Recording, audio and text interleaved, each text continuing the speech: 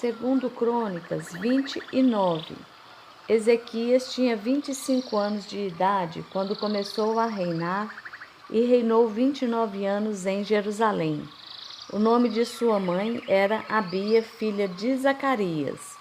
Ele fez o que o Senhor aprova, tal como tinha feito Davi, seu predecessor. No primeiro mês do primeiro ano de seu reinado, ele reabriu as portas do templo do Senhor e as consertou. Convocou os sacerdotes e os levitas, reuniu-os na praça que fica ao lado leste e disse: Escutem-me, levitas, consagrem-se agora e consagrem o templo do Senhor, o Deus dos seus antepassados. Retirem tudo o que é impuro do santuário. Nossos pais foram infiéis, fizeram o que o Senhor, o nosso Deus, reprova e o abandonaram. Desviaram o rosto do local da habitação do Senhor e deram-lhe as costas. Também fecharam as portas do pórtico e apagaram as lâmpadas. Não queimaram incenso nem apresentaram holocaustos no santuário para o Deus de Israel. Por isso a ira do Senhor caiu sobre Judá e sobre Jerusalém, e ele fez deles objeto de espanto, horror e zombaria, conforme vocês podem ver com seus próprios olhos. Por isso os nossos pais caíram à espada, e os nossos filhos, as nossas filhas e as nossas mulheres foram levados como prisioneiros. Pretendo, pois, agora, fazer uma aliança com o Senhor, o Deus de Israel, para que o fogo da sua ira se afaste de nós. Meus filhos, não sejam negligentes agora, pois o Senhor os escolheu para estarem diante dele e o servirem, para ministrarem perante ele e queimarem incenso. Então estes levitas puseram-se a trabalhar. Dentre eles, os descendentes de Coate, Maate, filho de Amassai, e Joel, filho de Azarias. Dentre os descendentes de Merari, Quis, filho de Abde, e Azarias, filho de Jealelel. Dentre os descendentes de Gerson, Joá, filho de Zima, e Éden, filho de Joá. Dentre os descendentes de Elisafã, Zinri e Jeuel. Dentre os descendentes de Asaf, Zacarias e Matanias. Dentre os descendentes de Emã, Jeuel e Simei. Dentre os descendentes de Jedutum, Semaías e Uziel. Tendo reunido e consagrado seus parentes, os levitas foram purificar o templo do Senhor, conforme o rei havia ordenado, em obediência à palavra do Senhor. Os sacerdotes entraram no santuário do Senhor para purificá-lo e trouxeram para o pátio do templo do Senhor todas as coisas impuras que lá havia, e os levitas as levaram para o vale de Cedron. Começaram a consagração no primeiro dia do primeiro mês, e no 8º dia chegaram ao pórtico do Senhor. Durante mais 8 dias consagraram o templo do Senhor propriamente dito, terminando tudo no 16º dia. Depois foram falar com o rei Ezequias e lhe relataram: Purificamos todo o templo do Senhor, o altar dos holocaustos e a mesa do pão consagrado, ambos com todos os seus utensílios. Preparamos e consagramos todos os utensílios que o rei Acás, em sua infidelidade, retirou durante o seu reinado. Eles estão em frente do altar do Senhor.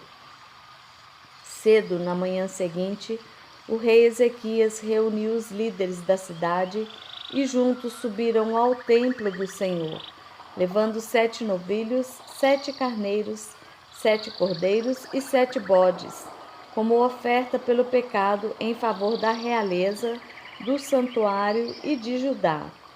O rei ordenou que os sacerdotes descendentes de Arão sacrificassem os animais no altar do Senhor.